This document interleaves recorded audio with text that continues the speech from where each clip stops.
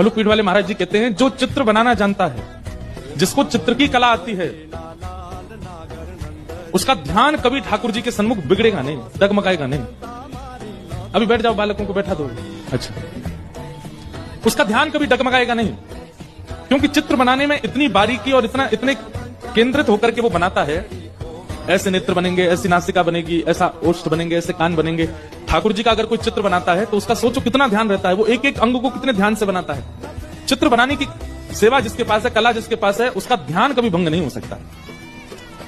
पर मलुकपीठ वाले महाराज जी कहते हैं, जो चित्र बनाना जानता है, जिसको चित्र की कला आती है, उसका ध्यान कभी ठाकुर जी के सन्मुख बिगड़ेगा नहीं, डगमगाएगा नहीं। अभी बैठ जाओ, बालकों को बैठा दो। अच्छा, उसका ध्यान कभी डगमगाएगा नहीं, क्योंकि चित्र बनाने में इतनी बारीकी और इतने केंद्रित होकर के वो बनाता है। ऐसे नेत्र बनेंगे, ऐसी नासिका बनेगी, ऐसा ओष्ठ बनेंगे, ऐसे कान बनेंगे।